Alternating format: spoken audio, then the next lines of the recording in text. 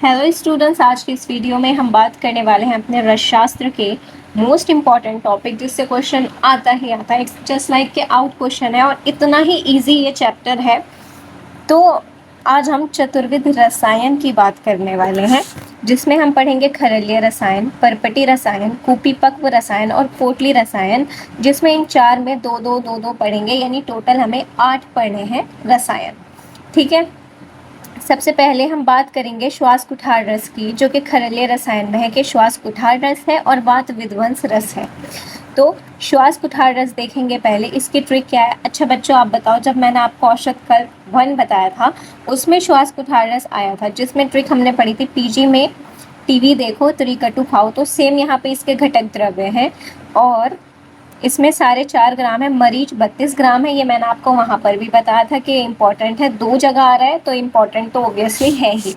मात्रा 1 से 2 रत्ती है, अनुपान मधु है। इसका क्या है देखो, श्वास कुठार रस नाम से ही पता चल रहा है, तो कास और श्वास में इसका रेफरेंस याद कर लेंगे, योग रत्नाकर श्वास चिकित्सा।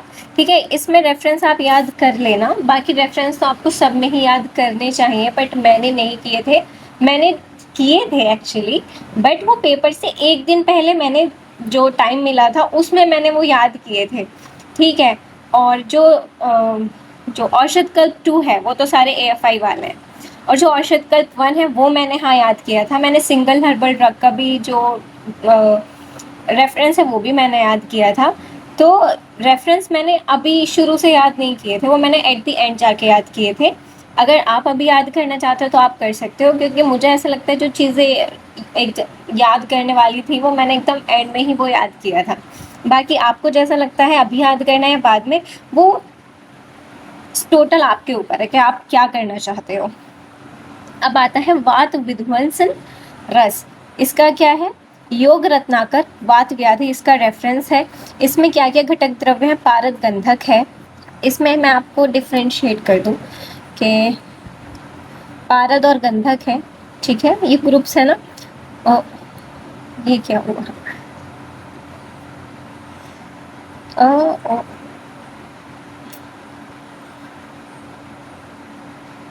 अरे पारद और गंधक SPM शुंठी पिपली मरीच, LAT लौह अभ्रक और ताम्र भस्म, टंकण भस्नाभ, ताम्र भंग और शुंठी पिपली।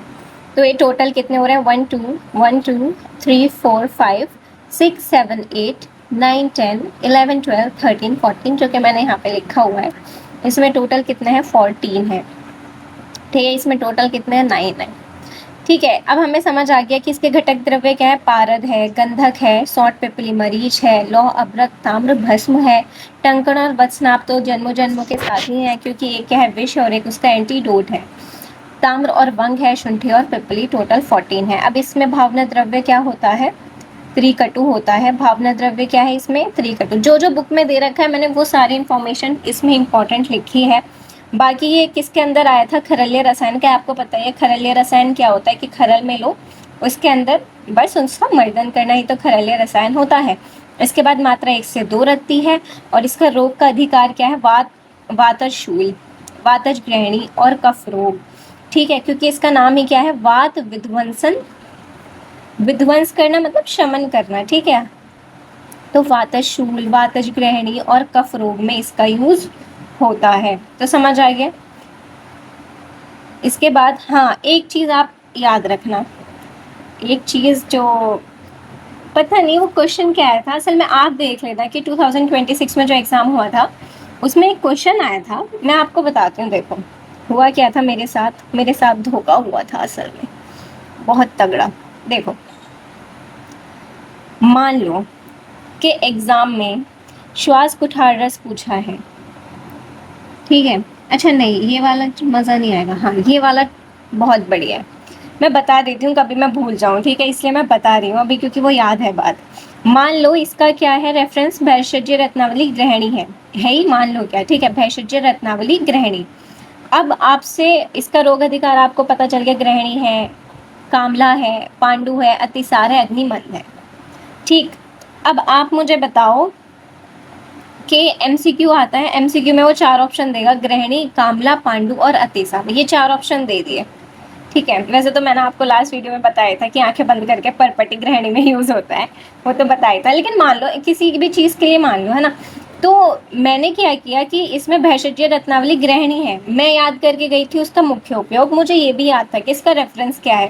तो अगर आपसे पूछा जाए ग्रहणी, कामला, पांडु, अतिसार, हाँ ये सब में यूज होता है। अगर वो एग्जैक्टली तुमसे ये पूछ रहा है ना कि किस व्याधि में यूज होता है, तो तुम्हें ये वाले रोग अधिकार नहीं लिखना है एमसीक्यू में। समझ रहे हो ना कि मैं क्या कह रही हूँ? एमसीक्यू में इस चीज पे ध्यान नहीं देना है, एमसीक्यू में रेफरेंस पे ध्यान देना है कि रेफरेंस में कौन सी बीमारी कही गई है। ग्रहणी कही गई है तो ग्रहणी में ही होगा, कामला में होता है लेकिन वो उसके रेफरेंस में नहीं है तो गलत हो जाएगा, ग्रहणी ही सही होगा इसका आंसर। होता कामला में भी आप कह सकते हो कि भाई कामला में भी तो होता है, लेकिन आंसर जो सही कहलाया जाएगा वो रेफरेंस के हिसाब से कहा जाएगा। ठीक है, जैसे और क्या बताऊं मैं, जैसे इसमें आ जाओ श्वास कुठार रस में, इसमें कास भी आ गया, श्वास भी आ गया, आपने कास लगा दिया तो वो गलत हो जाएगा क्योंकि इसका रेफरेंस ही क्या है? श्वास चिकित्सा है। समझ पा रहे हो? तो जो इसका रेफरेंस है वही आंसर आपका एमसीक्यू में ठीक होगा, और इसका रेफरेंस याद करना एमसीक्यू के लिए ज्यादा जरूरी है। समझ पा रहे हो? तो इसलिए रेफरेंस सिंगल हर्बल ड्रग का, औषध कल्प 1, औषध कल्प 2 में तो खैर AFI है, और ये वाले चतुर्विद रसायन के, इनके जरूर से याद कर लेना। ठीक है, तो इसका मैंने आपको बता दिया, श्वास चिकित्सा इतनी बार आ ही गया है नाम मेरी जबान पे तो आपको याद हो गया होगा। वात विध्वंसन रस का तो समझ आ ही गया होगा कि वात व्याधि ही है। ठीक है, अब हम बात करते हैं परपटी रसायन की। परपटी रसायन, तो इसमें क्या पढ़ेंगे? लौह परपटी और सुधा परपटी। क्या पढ़ेंगे? लौह परपटी और सुधा परपटी। तो आ जाओ वापस, मैंने आपको बताया था कि परपटी में हमेशा पारद और गंधक तो मिलेगा ही मिलेगा, तो अब लौह परपटी इसका नाम है तो नाम से ही हमारा काम बन जाता है, वो है कांत लौह। लौह मतलब कांत लौह, क्योंकि सबसे बेस्ट जो लौह की फॉर्म है वो क्या है? कांत लौह। इसमें 3 फॉर्म्स होती हैं, तीक्ष्ण लौह, मुंड लौह और कांत लौह, जिसमें कांत लौह इज द बेस्ट लौह। ठीक है, मात्रा 1 से 2 रत्ती आरोही अवरोही क्रम में, ये चीज याद रखना, ये वाली बात कि एक तो परपटी और एक शिलाजीत ऑलवेज कैसे दिया जाता है? आरोही अवरोही क्रम में दिया जाता है। ठीक है, रोग अधिकार ग्रहणी है, कामला है, पांडु है, अतिसार है, अग्निमांद्य। लेकिन अगर आपसे एमसीक्यू पूछा जाएगा तो आप आंख बंद करके ग्रहणी ही लगा के आओगे क्योंकि वो उसका रेफरेंस है। ऑल्सो वॉच इमेज, ये मेरा मसला था, इसमें यही था कि आरोही अवरोही क्रम में ही दिया जाता है परपटी को। पथ्य क्या होता है? तक्र होता है। ये 1 से 10 फिर 10 से 1 आना है, ये मैंने आपको बताया ही था लास्ट वीडियो में कि पहले असेंडिंग यानी आरोही, फिर डिसेंडिंग। यानी ऐसा नहीं है कि आज आपने 10 दी और कल को 0 कर दी, नहीं, धीरे धीरे बढ़ाओ, धीरे धीरे कम करो। सुधा का मतलब होता है कैल्शियम। सुधा परपटी क्या है? कैल्शियम वाली, जिसमें कैल्शियम वाले द्रव्य, घटक द्रव्य होते हैं। रस अमृतम इसका क्या है?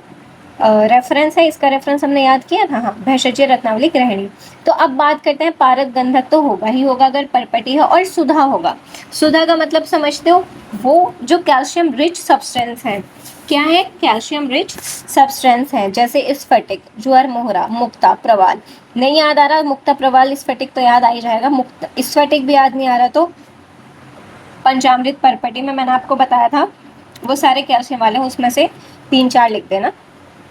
ठीक है, मात्रा 1 से 2 रत्ती इसकी हो जाएगी। इसका रोग अधिकार क्या है? ज्वर, रक्तपित्त, अम्लपित्त, योनि रोग। अब मुझे इसमें ये बात याद कराने की जरूरत नहीं है क्योंकि मैंने आपको पंचामृत रस में ही बता दिया था कि पैसे प्रवाल पंचामृत रस और प से ही पित्त शामक है, तो अम्लपित्त, रक्तपित्त, ज्वर, इन सब का नाश करता है। याद और कर लेंगे कि योनि रोग का भी नाश करता है। कैसे कि सुधा क्या है? एक स्त्री है तो इसके स्त्री रोग यानी योनि रोग में यूज होता है।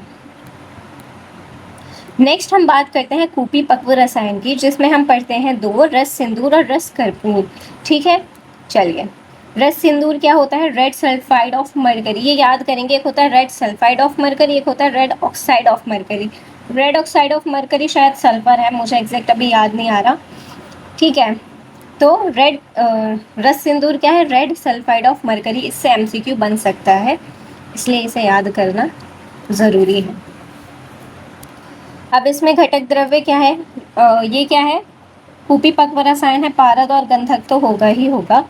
ठीक है। भावना द्रव्य वटांकुर स्वरस वेरी इंपॉर्टेंट, ठीक है। वटांकुर स्वरस इसमें है और मात्रा इसमें क्या है, 1 से 2 रत्ती। रेफरेंस बोथ का क्या है, रस तरंगिणी, इन दोनों का यानी रस कर्पूर का भी और रस सिंदूर का भी, दोनों का रेफरेंस क्या है, रस तरंगिणी। अब आता है रस कर्पूर पर, समझ आ गया ना, ये तो कुछ था ही नहीं इसमें। रस कर्पूर की बात करते हैं तो मर्क्यूरिक क्लोराइड इसे इंग्लिश में कहते हैं, इसका इंग्लिश नाम भी याद कर लेना, ठीक है। इसमें क्या क्या होता है, पारद। अच्छा, इसकी ट्रिक ये है कि रस कर्पूर क्या है, पागल है। कौन है पागल, रस कर्पूर पागल है, ठीक है। रस कर्पूर पागल है, तो पा से आ जाएगा पारद, ग से आ जाएगा, गल से आ जाएगा गंधक आम्ल, गंधक नहीं है, गंधक आम्ल है यानी सल्फ्यूरिक एसिड है। ला से आ जाएगा लवण, लवण बोले तो सैंधव लवण होता है। इसकी मात्रा याद करना बहुत इंपॉर्टेंट है। 1/64 से 1/32 रत्ती होती है। और उससे भी ज़्यादा इम्पॉर्टेंट ये है कि ये दोनों क्या है, गलस्थ हैं, यानी गले में मिलेंगे, कंठ में मिलेंगे, ठीक है। तलस्थ नहीं है, गलस्थ है, जो मैंने आपको पिछली वीडियो में पढ़ाया था। देखो, मैं ज़्यादातर यही बात कर रही हूँ कि पिछली वीडियो में पढ़ाया था, तो पहले आप कौन सा था वो, औषध कल्प 1, औषध कल्प 2 वाली वीडियो देखना, उसके बाद चतुर्विध रसायन देखना, ठीक है। इसके बाद हम बात करते हैं अपने लास्ट वाले टॉपिक की, जो कि है पोटली रसायन, जिसमें हम पढ़ते हैं ताम्र गर्भ पोटली और लोह गर्भ पोटली। पोटली रसायन भी मैंने आपको पिछली वीडियोस में समझा दिया था। इसमें बस हम ये पढ़ेंगे कि इसकी मात्रा क्या है और इसका रोग का अधिकार क्या है। पोटली कल्पना में सबसे पहले ताम्र गर्भ, देखो पोटली रसायन में भी पारद और गंधक तो होगा ही होगा, तो Pg, और ताम्र है तो ताम्र भस्म होगी और स्वर्ण का पत्र होगा, याद रखेंगे, ठीक है। स्वर्ण को कभी भूल जाओ, एक तरफ कर दो, नहीं, इसमें क्या है, सोना है, स्वर्ण पत्र है। मात्रा, मैंने फिर वही बात आ गई यहाँ पर, जहाँ भी आपको सोना दिख जाए, जिस भी फॉर्मुलेशन में दिख जाए, उसमें आंखें बंद करनी है और आधा से 1 रत्ती लिखनी है, ठीक है। रोग का अधिकार क्या है इसमें, श्वास, कास और शूल और शोष, ठीक है। इसके बाद अब हम बात करते हैं लोह गर्भ पोटली की। लोह का मतलब क्या है, आयरन है, तो आयरन इसमें आ जाएगा, पारद और गंधक आ जाएगा और इसमें स्वर्ण पत्र आ जाएगा। लेकिन इसमें एक बात देखो, जब हम लौह भस्म देते हैं तो उसे कम अमाउंट में देंगे तो फायदा नहीं लगेगा, इस वजह से इसकी मात्रा 1 से 3 रत्ती है। लेकिन अगर आप 1 से 2 रत्ती लिखो, क्योंकि इसका कम ही रहेगा, है तो इसमें भी सोना, तो इसीलिए 1 से 2 रत्ती लिखना बेटर रहेगा, या 1 रत्ती भी लिख दोगे तो काम हो जाएगा, ठीक है। इसका मुख्य उपयोग क्या है, याद करने की ज़रूरत ही नहीं है, जिसमें लौह आ जाए उसमें तो पांडु और कामला आ ही जाता है। तो ये था बच्चों चतुर्विध रसायन, जो कि बहुत ज़्यादा इजी टॉपिक था और उतना ही ज़्यादा इम्पॉर्टेंट, उतना ही ज़्यादा मार्क्स गेनिंग। आप इसमें पूरे मार्क्स गेन कर सकते हो, क्योंकि इट्स लाइक अ मैथ, आप हेडिंग बनाते जाओ और लिखते जाओ कि इसका ये रेफरेंस है, इसके घटक द्रव्य ये है, इसका मात्रा ये है और इसका मुख्य उपयोग इन चीज़ों में है, ठीक है। परपटी में आप ये ज़रूर लिखेंगे मात्रा के साथ कि ये आरोही अवरोही क्रम में दी जाती है, ठीक है। अब अगर आपको ये वीडियो पसंद आई है तो इसे लाइक कीजिए, चैनल को सब्सक्राइब कीजिए, वीडियो को अपने सभी फ्रेंड्स तक शेयर कीजिए। आपको इसके नोट्स हमारे Telegram channel royal Ayurveda academy पर मिल जाएंगे, आप वहाँ से इन्हें डाउनलोड कर सकते हो। Thank you so much for watching.